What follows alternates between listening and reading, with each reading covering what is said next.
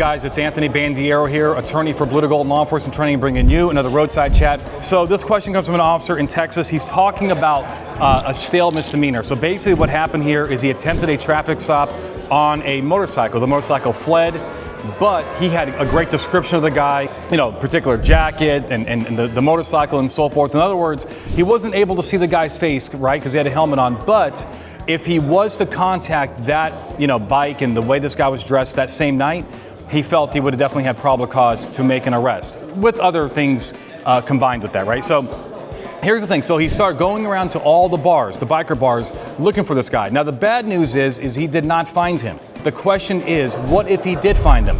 Let's say he found this guy 2 hours later.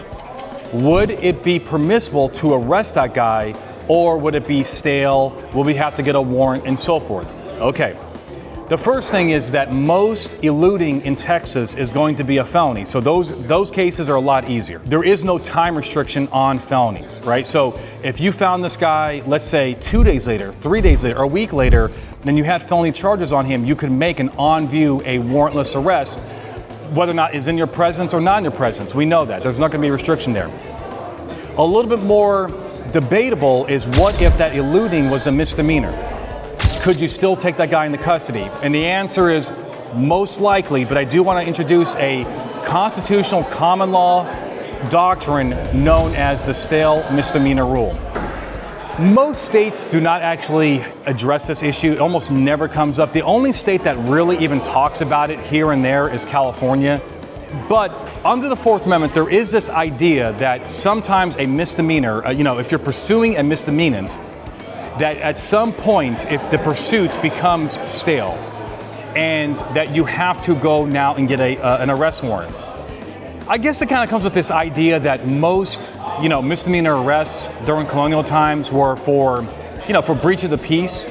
And after a certain amount of time, if you have not taken the guy into custody, let's say the next day, there's no ongoing breach of the peace. So where is the governmental interest to take this person into custody? However, most of these cases involving this stale misdemeanor involve an officer just not being timely with the arrest. In other words, they're sitting on these charges, and maybe like a week later, they decide to, I'm going to arrest you for something that had a misdemeanor charges on you last week, right? And they're almost like playing the whole timing game. They want to get the timing right, so maybe if they don't arrest them now, but they arrest them next week, maybe we find some evidence on their person. They're playing some kind of game.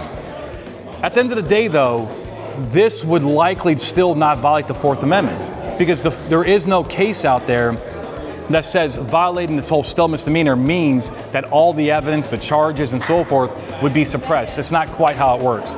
So, especially in Texas. Now, so going back to the original fact pattern, let's just assume, for argument's sake, that it was a misdemeanor, and the officer is looking for that person actively for 2 hours. I believe that if you found that person 2 hours later or so that night, it would absolutely be a lawful arrest to make that arrest. In other words, you would not have to lock it down and go get an arrest warrant and then come back for the guy later and so forth. Just make the arrest.